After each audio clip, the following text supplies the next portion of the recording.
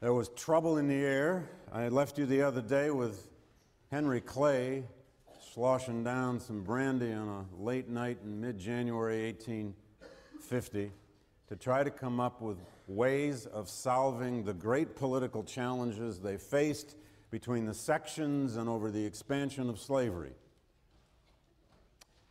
They were doing this in great part because gold had been discovered in California. This is an original photograph of panners, gold miners, white, Asian, and who knows, probably somebody mixed black. If California wasn't ready for statehood in 1850, it's possible it wouldn't have needed to be a compromise of 1850, but it was. And already in its inception, people realized how big California was. And they already realized north and south that part of it was north of the Missouri Compromise line and part of it was south. Would that vast territory of California become a free state or a slave state? The South's greatest spokesman, its intellectual leader of its state sovereignty and states' rights position, delivered what became known quickly that year as the Southern Address. And in it, Calhoun said many things, warning the country what the South might do, or at least the Deep South might do. But he captured it in this ending of the speech. If you, and he's pointing to Northerners, who represent the stronger portion, cannot agree to settle on the broad principle of justice and duty, say so, and let the states we both represent agree to separate and part in peace. If you are unwilling we should part in peace, tell us so, and we shall know what to do. When you reduce the question to submission or resistance, if you remain silent, you will compel us to infer by your acts what you intend. In that case, California will become the test question. If you admit her under all the difficulties that oppose her admission, you compel us to infer that you intend to exclude us from the whole of the acquired territories of the West with the intention of destroying irretrievably the equilibrium between the two sections. And one of the oldest ideas in our political culture is that great conflict comes when there's an issue around which two sides, let's assume there are two, sometimes there are more than two, but if there are two sides on a great issue of conflict, when one side or the other cannot accept the result, when a vital interest is somehow at stake that they will not or cannot or choose not to accept a political outcome. That's the question in the 1850s. Can compromise, some kind of coalition and consensus around this question of slavery's future, future in the West, future in the American political culture, future within the Constitution, can some kind of center hold? Now, Clay invited Daniel Webster to deal with this because Webster's obviously the most, at that point in time, Daniel Webster was the most famous Northern Whig politician. He was from abolitionist Massachusetts. He was anti-slavery, though never a card-carrying abolitionist, to say the least. He was a great lawyer. Many said the greatest orator in the United States. Those were usually the ones that hadn't heard Frederick Douglass yet. He'd been in Congress since 1823, almost as long as Clay. He'd been in the Senate since 1844. He was seen in some ways as the lion and the spokesman of New England. He had been the great voice in the nullification crisis debates of 1830. He had been a voice of union, but also law enforcement then. That famous phrase that he had become known for, liberty and union, now and forever, one and inseparable. Webster always seemed to be the Union man, at the same time he was an anti-slavery man. Henry Clay from Kentucky, founder of the Whig Party, candidate for president 3 and 4 times over. The organizational genius, in some ways, behind the Whig Party and its so-called national system, the idea of using government for economic and social change in the lives of immigrants and everybody else. Clay of Kentucky, slaveholder, he owned about 60 people, hemp plantation farmer, original founder of the American Colonization Society, a border state political titan with great influence in the Congress, pulls in Webster and says, Daniel, we got to save the Union, because look what Calhoun and company in the Deep South are threatening. What will we do? How will we solve this? I mentioned the other day that when Clay introduced his 5 measures, which were known first as the Clay measures and then as the compromise measures, he stood up in the Senate with great theater and held a piece of what he said was George Washington's coffin. What were the issues in 1850? I hope you've seen enough of the outline. If not, it's gone for the moment. The issues are on the map. I think I need to...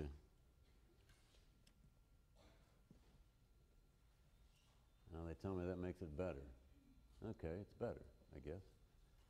The issues are that California in the West is ready for statehood overnight because of that vast migration of miners by sea, by land, and by imagination. There had always been a brewing issue in the U.S. Congress and in the District of Columbia about the fact that the District of Columbia, the capital of the United States, was a slave trading center. Northern congressmen of all stripes had always been bothered by the fact that about 2.5 blocks down the street from the United States Capitol was a huge slave jail. People said that when the wind was right, you could smell it on the steps of the Capitol. Abraham Lincoln, in his 1 term in the House, called it a human livery stable. Foreign visitors would come, and they would say, they would stand in awe at that majestic Capitol as it was being built and the dome was being completed. And then they would ask, where's the slave jail? Can we see a slave jail? So there were a lot of Northerners now who were saying, okay, there's going to be some big compromise now about California, about slavery in the West, what we're going to do about this. Let's deal with this question too. Thirdly, there was the question of, and this is what Southerners were exercised about, of fugitive slaves escaping into the North in that so-called Underground Railroad. And the term Underground Railroad appears for the first time openly, over and over, in public debate on the floor of the U.S. Congress. Southerners standing up and saying we need a much stronger federal Fugitive Slave Act requiring the return of fugitive slaves because they are escaping too much in that Underground Railroad. They didn't have a clue what it really was. Didn't matter.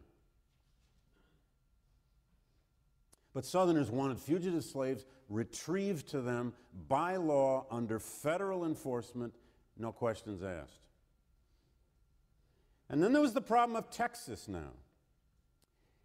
It doesn't quite show it on this map properly, but the other day, you remember the map of Texas, the boundaries of Texas had never been determined.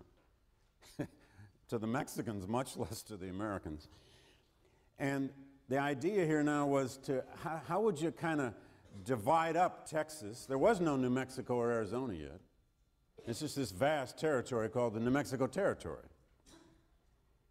The idea was if you moved back the border of Texas about 300 or 400 miles and you placed it where it actually is today, you would open up new territory, lots of it, to the establishment of at least 1 new, if not 2 new states.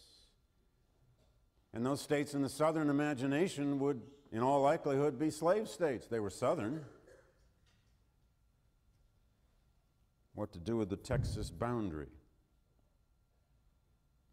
Now, Daniel Webster's support of this came at some price.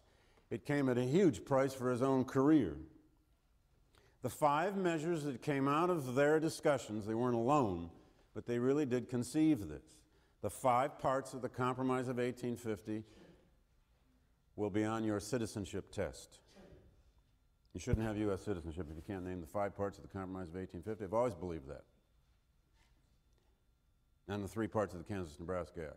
That should be a test of citizenship. No Lithuanian should ever get U.S. citizenship without being able to name the 5 parts of the Compromise of 1850. Never mind.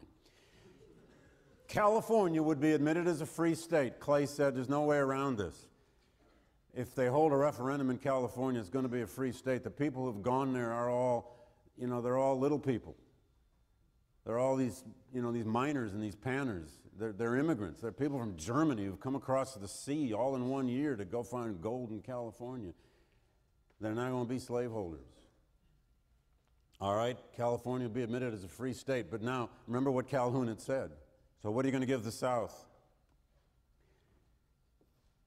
In return, the South is going to get a whole new, much stronger Federal Fugitive Slave Act, the most notorious and controversial aspect of the Compromise of 1850.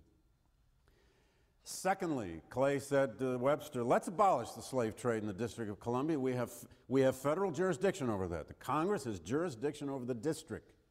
Let's abolish the slave trade. Let's get the slave jails out of Washington. Northerners are like that. Webster said, yeah. Let's move the boundary back 300-400 miles. It was really about 350 miles. Let's open up a whole new part of the Mexican cession to the possible establishment of new slave states. Let's let Southerners dream of 2 and 3 more states and 4 to 6 more U.S. senators in the next 3 to 5 years. Let's let them feel secure that California may come in as a free state and get 2 new senators, and the number will now be 16 to 15 free-to-slave states. People were counting. But the idea was, yeah, but maybe the South gets 2 or 3 out of the Mexican cession. And then lastly, how would slavery be determined in that Southwest? The big issue, how do you do it? By what principle? Clay said, popular sovereignty. Let the people have a referendum and vote. Liberal democracy. So that statehood for any territory in the Mexican cession, except for California here, this is the stuff of compromise. Don't look for hard principles here. Except for California, everything else in the Mexican cession will be determined on popular sovereignty. The people who settled the territory at some stage of the territorial process, could be early, could be late, will vote whether slavery shall exist. So look at the 5 measures. California will be a free state. Slave trade, not slavery itself, will be abolished in the District of Columbia. 2 issues the North will like. The Texas boundary moved back, opened to new territory, new possible southern states. And that Fugitive Slave Act, two measures Southerners would really like. And by the way, when Clay suggested the Fugitive Slave Act to Webster, Webster says, no, I can't take that home to Massachusetts. It won't fly. You can't do that. Clay said, you have to do that. Webster said, I can't do that. Clay said, you have to do that. Have some more brandy. Webster said, okay. I don't know how much brandy they drink. And popular sovereignty is, of course, it's American democracy. Let them vote. It's an appeal to both sides. 2 for each side and 1 for everybody. It is a great compromise in a sense.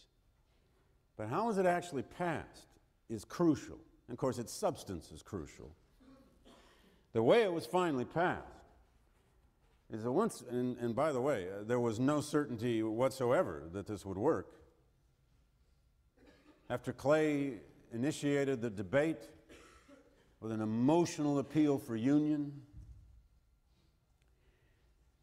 Daniel Webster spoke in what became known in his career and in American history as the 7th of March speech.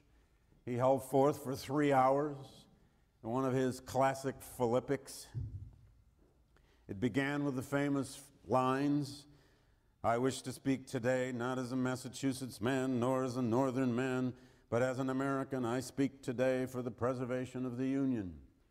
And he appealed to his fellow Northerners to vote for the Fugitive Slave Act, to vote to make Northern states legally complicit in the return of fugitive slaves in their neighborhoods. He got groans, and he got jeers, and he got cheers. Everybody said one of the greatest speeches ever made in the U.S. Senate. And it ruined Webster's career. Poets started writing about, as Whittier did, the devil in Daniel Webster. Calhoun was unable to deliver his speech. It was the 4th of March. He was too sick. He will be dead by the fall. It was delivered by James Mason, his colleague. Calhoun was carried into the U.S. Senate in a chair. He couldn't walk. They literally carried him in, sat him down. He stared at his shoes while Mason delivered his speech, in which Calhoun said that the South had to stand now as one for a slave society and for states' rights and for the protection of what he constantly argued were minority rights.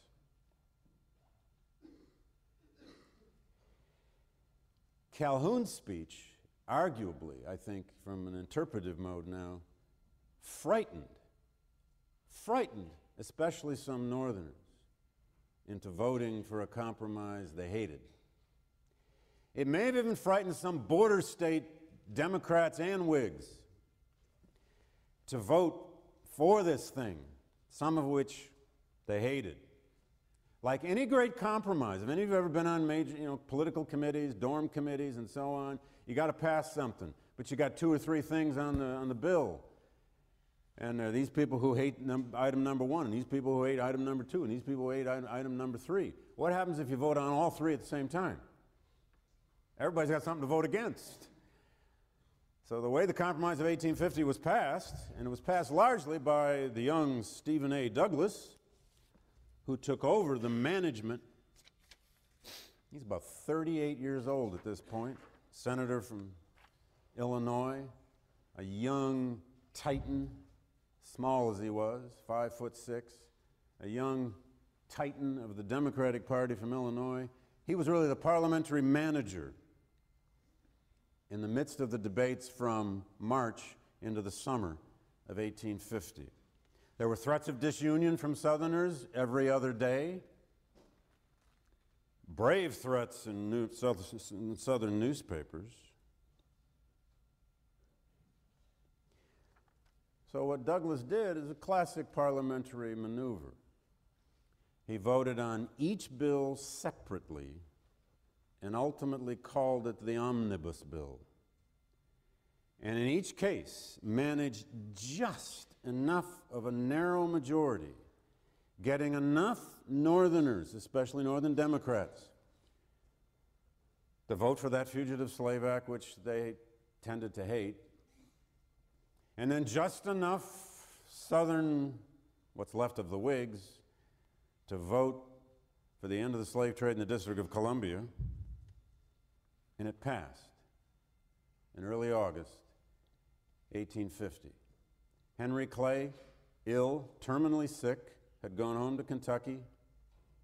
He'd be out of the picture and out of American history before the end of the year. Calhoun was dying at that very moment, was dead, I believe, by September. Webster was now to be denounced politically forever in his own political party and in his own Massachusetts. But the compromise passed, and in some ways the nation celebrated, or so it seemed. The Compromise of 1850 did, in some ways, save the Union, at least at that point in time.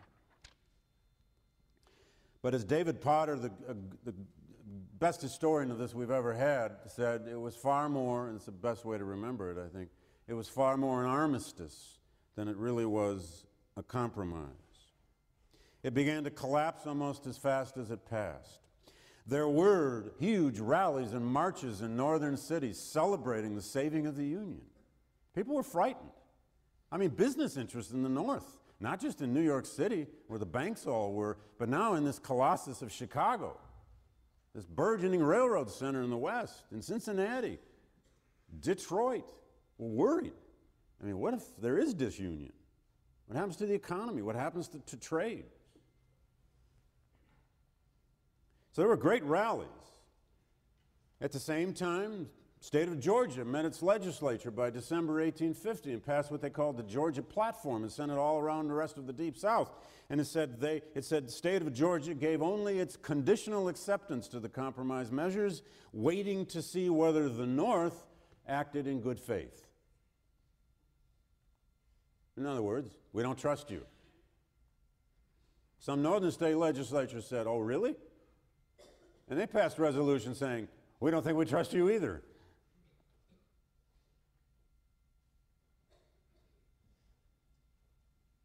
There were vehement protests against the Fugitive Slave Act.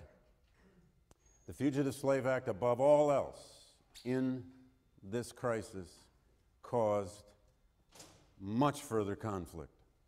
It led directly to an estimated 20,000 African American free blacks, free blacks and fugitive slaves, so many of them, living in the northern states, and in some cases, whole church congregations from cities like Philadelphia and Boston moved north of the border into Canada between 1850 and roughly 1857-58, when there was another small wave after the Dred Scott decision. This will lead now to the establishment in that Fugitive Slave Act of special federal magistrates whose sole job it was now. This is a whole new level of federal adjudication of fugitive slaves. Magistrates were now appointed to go all over the North to retrieve fugitive slaves, to set up a police apparatus to retrieve fugitive slaves, and then to conduct courts to determine their identity. And in the Fugitive Slave Act itself, it determined, or it said, that those magistrates would be paid twice as much money. They actually would be paid $10 for every fugitive slave they convicted of being that person and sent them back to slavery, and $5 for every acquittal. Now, I know $5 doesn't seem like much, but on the face of that, you look at that and you think, no, wait a second. This is blind justice. You're going to give me twice as much money to convict you as acquit you? Hey, I need a meal too. It led now to famous fugitive slave rescues, like the rescue of Jerry McHenry in Syracuse, New York in 1851, in a violent rescue by abolitionists who killed one of his captors and carted him off to Canada. It led to the famous rescue of Shadrach Minkins in early 1852 in Boston, a fugitive slave from Virginia who was working in an abolitionist coffee house in Boston, retrieved by slave catchers, taken to a jail, broken out of that jail, one of the jailers murdered on the spot by a mob of abolitionists led by Lewis Hayden, himself a fugitive slave from Kentucky who lived in Beacon Hill in Boston and dared federal magistrates to come to his house and try to retrieve Shadrach Minkins by putting an entire posse on the street and a keg of gunpowder in front of his door, which he threatened he would blow up if any magistrate got near it. And that night they spirited Shadrach off to Concord, Massachusetts, where the descendants of abolitionists to this day like to argue which house he stayed in. And then off across Route 2, across northern Massachusetts and on up into Canada, where Shadrach remained the rest of his life as a grocer in Montreal. And there were many, many other fugitive slave rescues now. There was a fugitive slave rescue at Christiana, Pennsylvania in 1851. It was really at a farm. A slaveholder named Gorsuch and a posse of only 5 or 6 men cornered a group of his former slaves, 4 of them, in a barn. A group of abolitionists, black and white, defended them. In a gun battle, one of Gorsuch's sons was killed. The fugitive slaves escaped. They ended up going across upstate New York. 2 of them ended up in Frederick Douglass's house in Rochester, New York. Douglass drove them personally in a carriage to the wharf on Lake Erie. And when he bid them goodbye, one of them gave him the revolver that he had used at Christiana, a memento that Douglass kept the rest of his life. Resistance to slavery was now direct, sometimes violent. The Underground Railroad had become an overground railroad. It was no longer caught up in the romance of a whole lot of people spiriting people to secret hideaways. It was sometimes now a matter of gun violence. And one could argue that the most important thing that happened in the wake of the Fugitive Slave Act, and therefore the Compromise of 1850, was the publication of Uncle Tom's Cabin. Harriet Beecher Stowe, that brilliant, very short little woman who had lived for quite a while with her husband Calvin Stowe, who was a theologian teaching in Cincinnati, had lived in a house on a hill in Cincinnati for several years where she first met slave women, where she first met fugitive slaves coming through Cincinnati, may have hit a few, heard their voices, tried to learn their dialect, and wrote the greatest novel of the 19th century, and still on any list, any short list, of the best-selling works of literature in the history of the world. That sugar-coated anti-slavery story of several characters, Eliza, young Eliza, light-skinned with her baby, escaping across the Ohio, jumping from iceberg to iceberg to iceberg. The Ohio doesn't have icebergs anymore. Didn't have many then either.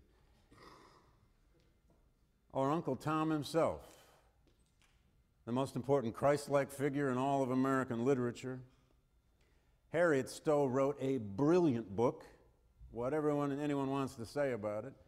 She made everybody complicitous in the slave story. The most despicable character in the book is Miss Ophelia, who was born in Vermont, who's racist to the core, who can't stand black people, and goes down south preaching at Southerners what's wrong with slavery. At the same time, she can't get near black people. And in some ways, the most admirable character in that book was a Southern slaveholder. And actually, the most evil character, the most heinous character is Miss Ophelia, but the most evil character, of course, is Simon Legree.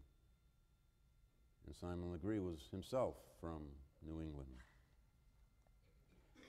The whole world was suddenly reading a work of fiction about slavery. It sold 300,000 copies in the first year.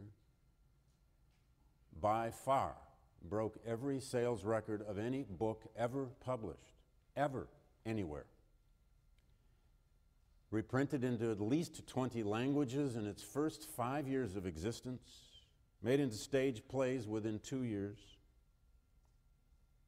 It brought an awareness to the slavery problem as never before. And in the election, the congressional off-year elections of 1852, for every 4 votes cast for Franklin Pierce, the Democrat who will win, 1 copy of Uncle Tom's Cabin sold somewhere in the United States. I mean, name a book today that we could even imagine doing that. Would that there was a novel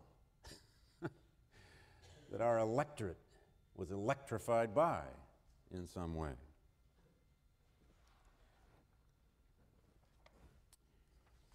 Now,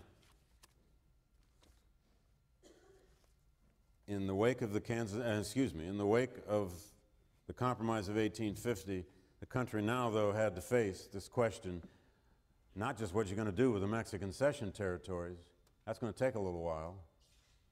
Northerners, a lot of Northerners are pissed off about the nature of the Utah Territory Bill and the New Mexico Territory Bill, because Southerners immediately proposed slave territories for Utah and New Mexico. But the real question, by 1853 and early 1854, was all the territory that was left of the Louisiana Purchase. the Kansas and Nebraska territories, which is simply what they were at that point in time. Now, it is worth stopping for a moment to realize that not every American woke up in 1851, 52, 53, and worried every moment of every day about the expansion of slavery. They are worried about it. And it proves to us without question that there was a political crisis a-brewing that the electorate cared about. But it's worth remembering that a lot of Americans were preoccupied with the same things they always were: the price of wheat, a sick cow, wages at a textile mill, a son who wants to marry and needs land, a daughter who wants to marry an Irishman, or most of all those Catholics arriving in New York City and Philadelphia. Huge numbers of Irish Catholics. They're going to Catholicize America. They're going to turn every small outhouse into a confessional. We laugh today. It's easy to laugh at this. But nativism caught hold in the early 1850s. More on this a bit later with the breakup of the American party system as we take it through the 1850s. But a lot of Americans were really worried about those Catholics. But the Kansas-Nebraska Act, or the establishment now of the territories of Kansas and Nebraska and what to do with them, was front and center on the agenda of the United States Congress by late 1853, in the wake now of numerous of these celebrated violent rescues of fugitive slaves, the attempts to enforce the Fugitive Slave Act in some parts of the North where it was very successfully prosecuted, and dozens and dozens and dozens of fugitive slaves were returned to the South. But in some celebrated cases, they weren't. Quickly, the most celebrated case of all came in the spring of 1854, at the very time Congress is debating this thing called the Kansas-Nebraska Act, and people are politically waiting with bated breath to find out what are they actually going to do here. We had the rescue in Boston of a fugitive slave named Anthony Burns.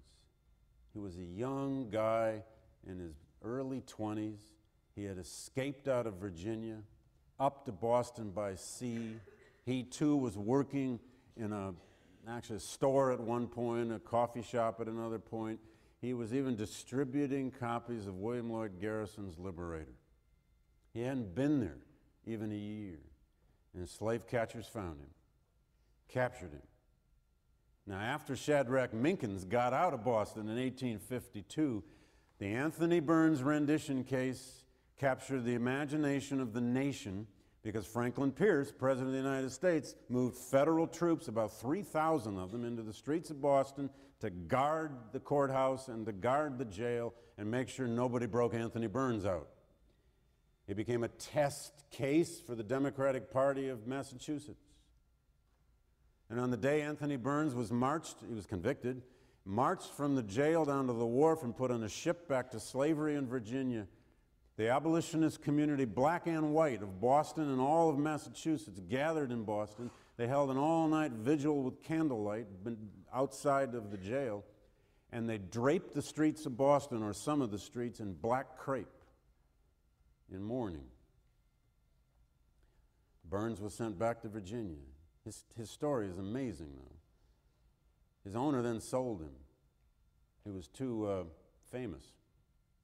Sold him to North Carolina. And one day a white woman in North Carolina wrote a letter to her sister in Amherst, Massachusetts, and said, Helen, that slave named Burns that they captured up in Boston, he's living on the farm next door. Isn't that interesting? And her sister wrote from the First Baptist Church of Amherst, Massachusetts, back to her sister and said, really? What if we could raise some money to purchase him? Would you talk to your neighbors? She talked to her neighbors. One thing led to another. Abolitionists beginning in Amherst, Massachusetts, and then around the state of Massachusetts raised the money, made the offer, and Anthony Burns' freedom was sold and he came north by 1856. He first arrived in Amherst, Massachusetts, where he was celebrated. They took him out on the road, Exhibit A, and he went to Canada. And he died in 1860 prematurely of disease, lonely, lost, almost unknown. But it was in that environment now that the Congress has to decide what to do with Kansas and Nebraska. Now, here was the situation. It was in part a big deal because what was firing the American imagination now was not just the West, but it was the Railroad West. Who would build these railroads? Where would they be built? And where would its eastern terminus be? Would the eastern terminus of the Transcontinental Railroad be in the north, Chicago? Or maybe St. Louis, in a slave state? Or maybe further south in New Orleans? Or maybe Memphis? Or maybe there'd be two of them. Maybe you could have a compromised Transcontinental Railroad bill. Two of them. Well, then people said, no way, it's going to be hard enough to build one of them over those mountains. The chairman of the Senate Territories Committee, very powerful position in these years, was Stephen Douglas. He's now about 40 years old in 1854. A political genius with a few terrible flaws. Douglas wanted the terminus of the Transcontinental Railroad to be in Illinois, in Chicago, and to go across the north to the northwest into northern California. Douglas's approach to slavery, though, is terribly important here. It is in some ways all of the story. Stephen Douglas believed that climate would solve the problems of slavery. He's famous for all these speeches he would make where he would say, you know, if the soil is good and the temperatures are right, then slavery will probably exist. Or the soil is not proper and the temperatures aren't right, or if you've got mountains, slavery won't exist. Climate will solve the problem. And wouldn't that be great? I mean, we'll just lift, if all of our great political troubles are just lifted off our shoulders by the weather. Just watch the Weather Channel. To hell with MSNBC and CNN and all those blabbering pundits. Just watch the Weather Channel. He really believed that, don't there? You know, there was some reason to believe that. Now, the problem was Southerners wanted one thing out of this, and a lot of Northerners wanted another thing. But here was the question. Which principle will you apply about slavery in the Kansas and Nebraska territory? Think now of the recent past. Think of the distant past, in American terms, to the Compromise of 1850. One, had the Compromise of 1850 already superseded the Missouri Compromise? Think about that. You had that sacred bargain, they said, of the 3630 parallel line dividing free territory from slave territory forever, passed back in 1820. That was that vow that Northerners concerned about the expansion of slavery could always assume the great Northwest would be free of slavery. But half of California is below it and half of it's above it. Had the Compromise of 1850, and half the Mexican Cession is above it. And now you've said popular sovereignty will determine the Utah Territory and not the Missouri Compromise. So which rule is in play?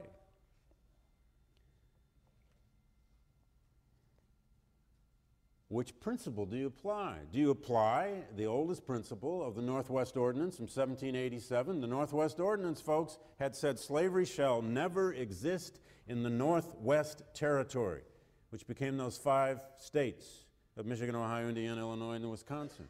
Will never exist. Explicit territorial exclusion. That's one principle. Second principle, geographical division, Missouri Compromise. Draw a line across the continent. Do you go back to that one? Or do you use the third one now? The third one that's in play, popular sovereignty. Just let the people choose. Forget geography, forget old laws, and have a referendum. In other words, and this is the great question of the 1850s, and the terrible tragedy that in the end, nothing worked. Would the American pragmatic tradition now, yeah, we got principle A, B, and C here. We all want principled politicians, don't we? We want principled professors and principled politicians and principled stockbrokers. At the end of the day, sometimes there are three principles in play. Would American pragmatism continue to solve this one? Well, maybe that principle is best now, but that principle is better then.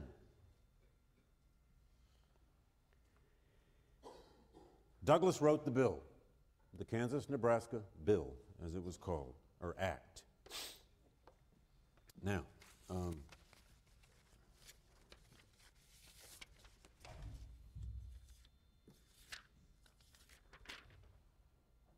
in this case, folks, numbers matter. We're going to look at a vote. But first of all, he wrote 3 different versions of the Kansas-Nebraska Act. This is important. He went from vaguest to most specific because Southerners put his feet to the fire and made him do it. He first introduced a bill in December 1853. This is for the establishment of Kansas and Nebraska territory. Everybody said, that's nice for establishing this, these millions of acres and square miles, but is slavery going to exist? The first version that he put before Congress on January 4, 1854, said that a state shall be admitted from those territories, quote, with or without slavery as their constitution may prescribe at the time of admission. Note the vagueness.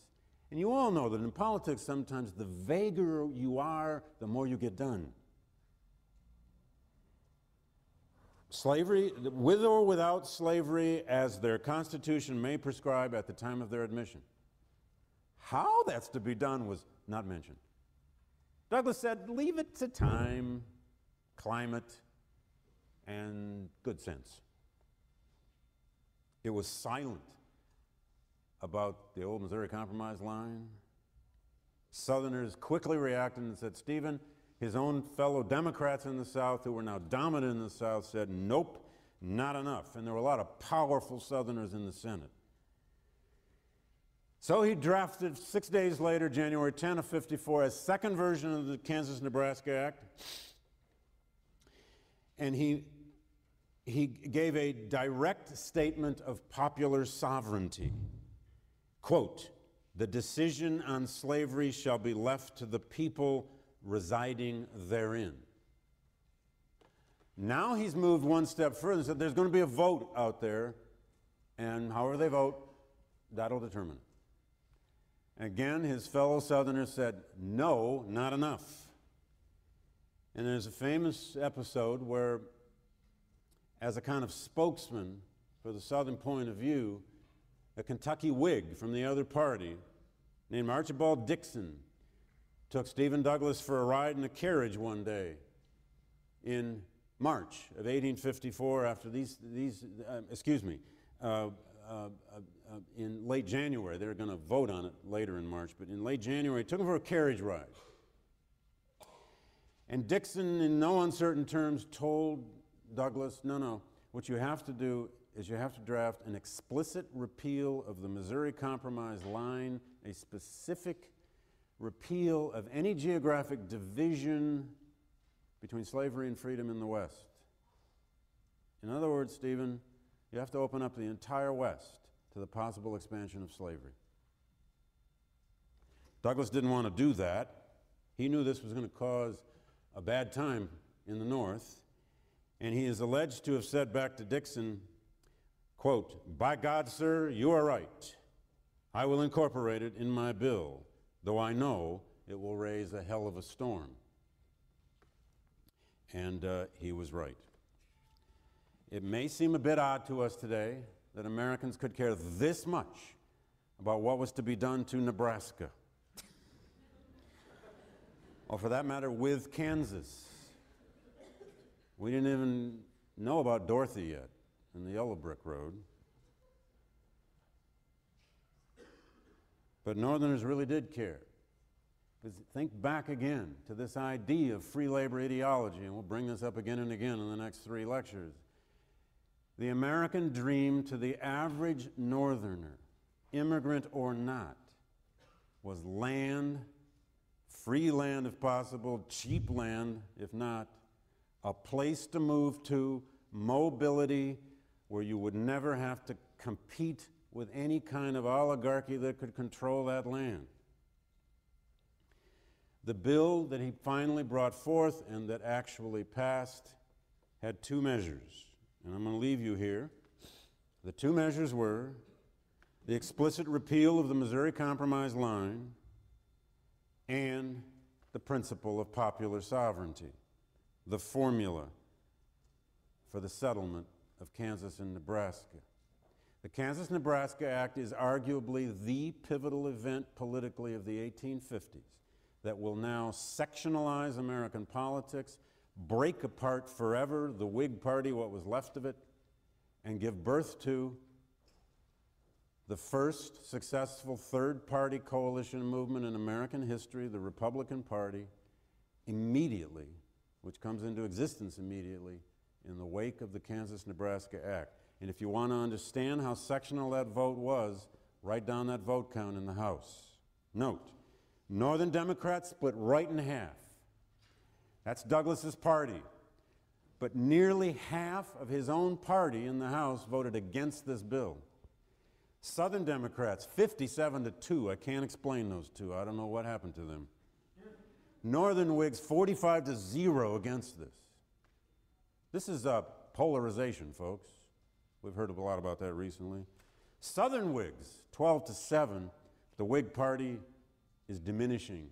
It's all but done. It will be dead in the wake of Kansas, Nebraska. And the four Free Soilers, elected in 1852, on a platform that opposed the Fugitive Slave Act, voted, of course, against Kansas, Nebraska. That vote, 113-10, got the Kansas-Nebraska Act passed, but in the long run, with terrible results. It will break apart the American political party system. It will bring about for the first time a genuine anti-slavery political coalition that will elect a president within 6 years. See you on Thursday.